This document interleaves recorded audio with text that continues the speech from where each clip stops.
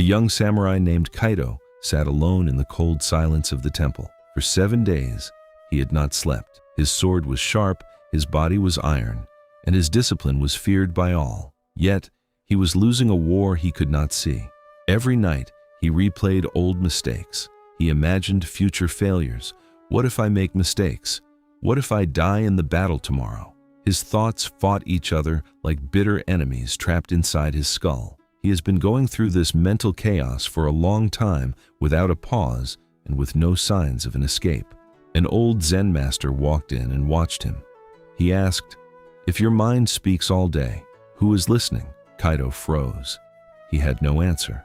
The master leaned in and whispered, "You are not the voice in your head. You are the one who hears it. When you chase every thought, you become the slave of a master who only knows how to command and destroy." Years later, Kaido became famous across Japan for a strange ability. He could stand in the center of a deadly fight and remain calm. He did not win because he controlled his thoughts. He won because he stopped obeying them. Modern science now proves that constant thinking triggers stress circuits and kills your ability to act in the moment. But centuries ago, Zen warriors discovered a secret path to silence the noise without force. Once you understand this, mental noise will never control you again. Let us begin. Welcome to Thymos Code. You are here because you are ready for growth and clarity. To those who have walked this path with us, thank you for your support. If you are new, subscribe and share. Your engagement helps us reach those still lost in the noise. Today, we dismantle the machine of mental chaos. You will learn why most people unknowingly feed their own anxiety every single day, and how the masters of old turned off the noise to find true, unshakable power. Section 1. The Unveiling. The training ground at the Kyoto Temple was silent, but Kaido's mind was a battlefield. It was the third month of the year, 1612. Kaido, a young apprentice, had just suffered his third duel defeat in a single week. His body was faster than his opponent's, his swordplay more precise, yet he lost every time. The night before each defeat, his mind became a cage. He spent hours obsessing over the exact angle of a strike, replaying his opponent's past movements, and terrified of the humiliation of failure. The more he prepared, the louder the mental noise became. Every thought he used to plan his victory was actually fueling his fear. His desire to win was turning into the very thing that ensured his defeat. Exhausted, Kaido sought out the temple's oldest monk. He knelt in the dirt, his face red with shame. "I study the blade until dawn," Kaido confessed. "I calculate every move, yet I am always one step behind. My mind is my strongest weapon, but it is failing me." The monk did not look at him. He continued sweeping the courtyard, his movements slow and steady. He stopped, leaned on his broom, and looked at the young warrior with eyes like cold steel. "You are mistaken, student," the monk said. "You do not suffer from too many thoughts. You suffer because you follow every thought." Kaido froze. The words struck him harder than any wooden practice sword. He realized he had been treating every passing thought as an absolute truth, a command he had to obey immediately. He had been fighting his own mind instead of his opponent. The apprentice looked at his calloused hands. He realized the enemy was not the man standing across from him in the ring. The enemy was his own relationship to his thinking. He had spent his life filling his mind, never realizing that true strength might be found in the emptiness he had been avoiding all along. The path to victory was not more thinking. It was something far more dangerous. Section 2. The Hidden Principle. The monk led Kaido to the temple yard and pointed to a wild monkey tied to a wooden post. The creature was frantic, snarling and yanking at the tether with all its might. Each time the monkey pulled, the rope grew tighter, cutting into its skin and fueling its panic. The more the monkey fought to escape, the more it bound itself in knots. "This is your mind," the monk said. "You are the monkey, and your thoughts are the rope. You exhaust yourself pulling against them, thinking that more effort will set you free. But the struggle is exactly what keeps you trapped." Kaido watched the animal. He realized he had been doing the same to his own consciousness. Every time he tried to suppress a nervous thought or force himself to be calm, He only tightened the grip of his own anxiety. The thoughts themselves were not the prison. His desperate, aggressive attachment to those thoughts was the true shackle. To free the monkey, you must stop pulling, the monk commanded. He taught Kaido the gate watcher practice. Kaido sat in the center of the yard, eyes closed, body still. He was instructed to imagine his mind as a temple gate. Thoughts would arrive like travelers, carrying supplies or weapons, trying to enter his awareness. Do not invite them in for tea, the monk warned. Do not fight them at the gate. Simply watch them walk past. Kaido sat for hours.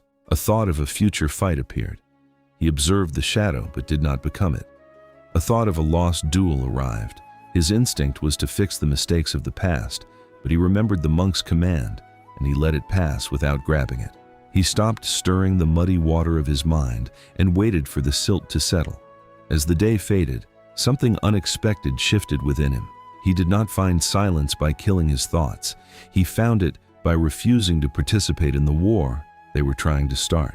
The apprentice was ready for the next test. Section 3. The Ordinary Mastery. 6 months later, Kaido noticed a strange divide.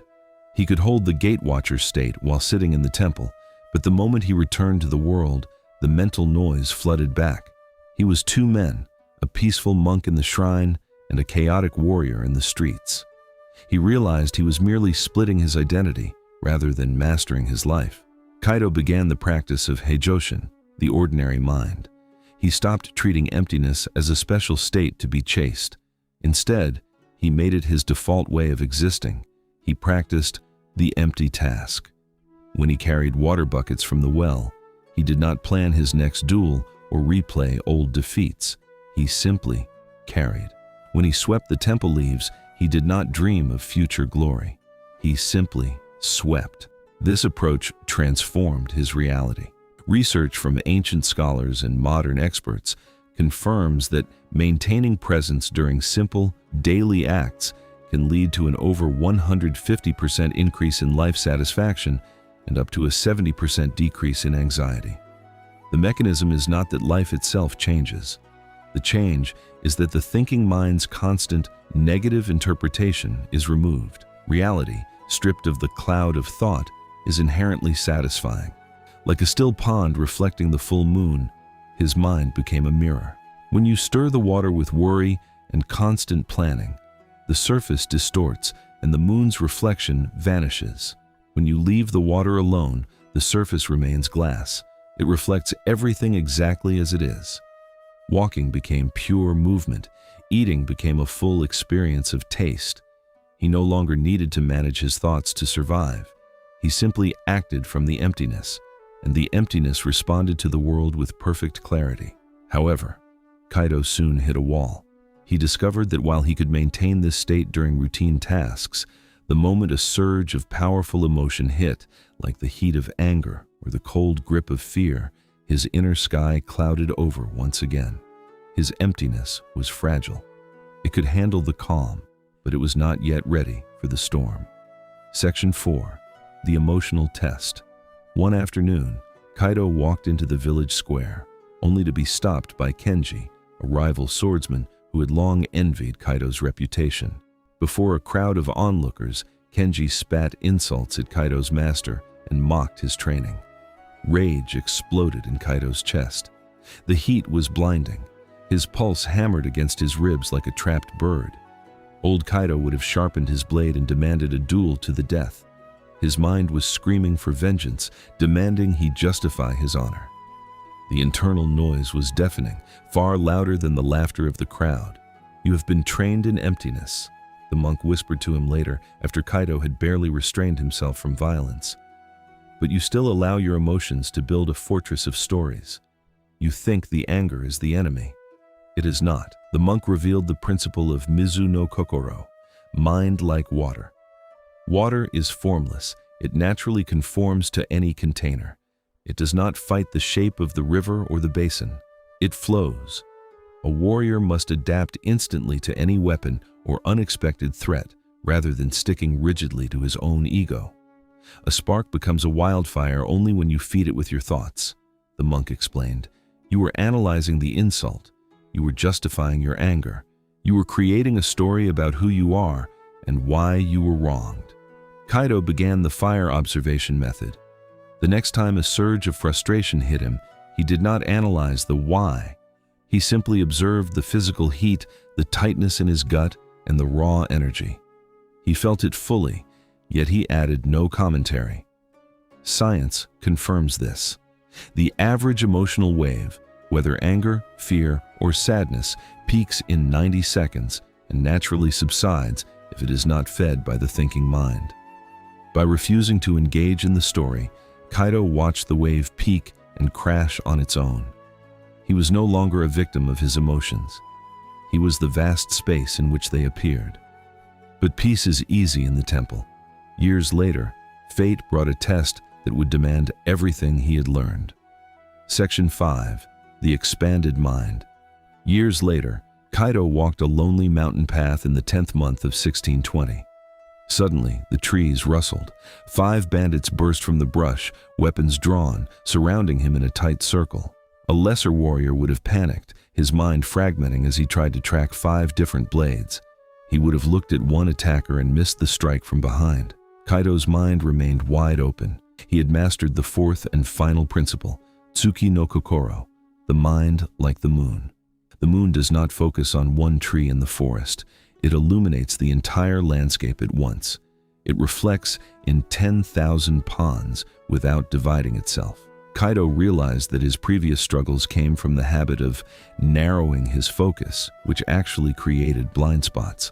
By forcing his attention onto one threat, he became a prisoner of his own tunnel vision. Do not let the clouds of fear or distraction cover your light, his master had taught. Keep the mind bright, clear, and unblemished so it can perceive the whole. Kaido practiced wide awareness training. He did not choose where to look. He opened his senses to hear the bandits breathing to his left, feel the shift in the wind behind him, and see the flicker of steel to his right, all simultaneously. He did not become 7 different people to face 7 different threats. He remained one unified awareness. When the bandits moved, Kaido did not decide where to strike. He simply responded to the movement of the whole group. To an onlooker, it appeared as if Kaido were fighting a single opponent, his movements flowing through the circle like water through rocks. The fight ended in seconds. He was untouched. Modern science confirms this. When you force narrow focus, your brain shuts down its broad networks, causing you to miss vital information. But when you maintain open awareness, your brain processes multiple inputs at once without fragmenting. Kaido stood in the silent forest, his breath steady. He finally understood the truth that had eluded him for decades. Silence is not merely the absence of noise. It is the ultimate form of power. It is the clarity that allows you to see the entire battle before it even begins. Section 6. The Complete System. By the spring of 1630, Kaido was no longer the apprentice who struggled with shadows. He was a master. His daily life had undergone a total revolution. He no longer spent his mornings replaying yesterday's failures or rehearsing tomorrow's anxieties. He no longer argued with imaginary enemies in his head. When he walked, he simply walked. When he trained, he simply trained. When he slept, he dropped into silence instantly because his mind was already empty.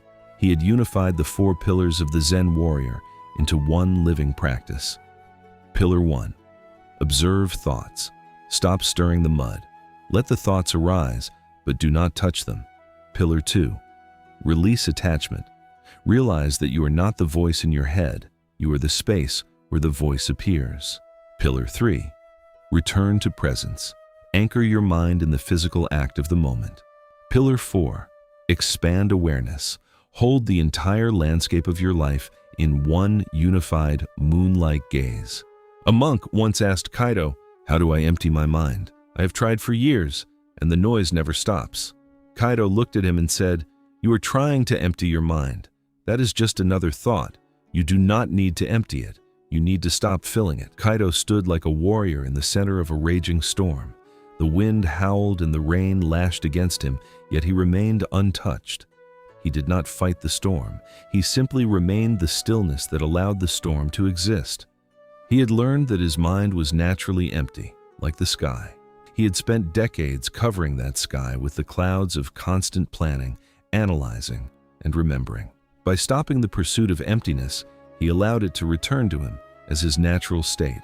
But as he sat in the twilight, Kaido realized something that chilled him to the bone. He had mastered his own mind, but there was one final, terrifying truth left to uncover. The journey was not about defeating his thoughts. It was about something much deeper. Section 7. The Great Truth. Kaido stood on the temple balcony, looking out over the misty valley. He finally grasped the deepest secret the masters had guarded for centuries. Your mind was never built to create peace. It was designed for one thing only: survival. The mind is a tool, a jagged blade meant to slice through threats, but you have been taught to worship the blade instead of the hand that holds it. Most people spend their lives living by the creed, "I think, therefore I am." They believe they are the voice in their head. They believe the narrator is the master. The Zen warrior discovered a more dangerous truth. I observe thought, therefore I am beyond thought. Mental chaos is not caused by your circumstances. A heavy storm is not chaotic. It is simply weather. A lost duel is not chaotic. It is simply a result. Chaos only erupts when you add your own narrative to reality. When you lose, you think, I am a failure. That story is the chaos. When you are insulted, you think, I am worthless. That story is the chaos. Reality is empty, clear, and simple. Your thinking is the only thing that complicates it. Western habits tell you to manage your thoughts, to replace the bad with the good. But this is still just stirring the water. It is still creating a storm. True mastery is not about thinking better. It is about engaging with the process less. The sky does not try to fight the clouds. It does not try to arrange them into patterns. It simply stays open, allowing them to drift through until they vanish. Your mind is the sky. You are not the storm. You are the vast, unmoving space that holds it. Once you realize you are the observer, the silence that hears the voice, everything changes. The narrator in your head may continue to talk, but you no longer have to listen. A practical, ironclad path to freedom now opens before you. Section 8. The Path Forward. You do not need 30 years in a cave to master your mind. You can begin the process of reclaiming your clarity today. Follow this path with the discipline of a warrior. The roadmap to emptiness. Week 1. Practice muddy water observation. Sit for 10 minutes daily. Watch your thoughts like clouds passing in the sky. Do not fight them. Simply notice the movement of the mind. Week 2. Practice presence during one daily task. Whether you are in the office, washing a bowl, or walking to the market, do it without mental commentary. If you are eating, just eat. Week 3. Use emotional observation. When anger, fear, or sadness strikes, set a timer for 90 seconds. Feel the sensation, but refuse to feed it with a story. Watch it peak and pass. Week 4. Expand your awareness. Practice holding multiple sounds and sensations in your mind at once without focusing on any single one. As you progress, the transformation deepens. By month 2, you will notice thoughts losing their authority. By month 6, silence becomes your default state. By year 1, thinking is no longer your master. It is merely a tool you choose to pick up when needed. The young samurai beneath the temple pine tree eventually returned to the old Zen master. He was desperate, his face drawn from years of inner war. "Master," he pleaded, "I have practiced for years. Tell me, how do I stop my mind from thinking?" The master smiled, his eyes holding the depth of a still lake. "You do not stop the river, student. You simply stop jumping into it. This is the final lesson. Your mind never stops thinking, because that is its nature. The problem is not the thoughts. The problem is your belief that every thought deserves your attention. The moment you stop feeding the mental fire, the noise begins to fade. The silence you have been hunting for was never missing. It was simply buried beneath the debris of your own constant mental activity." If this teaching has changed the way you see your own mind, subscribe and join us on this path toward growth and clarity.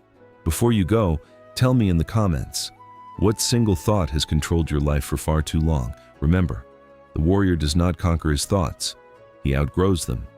And when he does, the mind becomes quiet, the path becomes clear, and the true journey begins. The chaos ends now. The transformation is yours to claim. See you in the next one.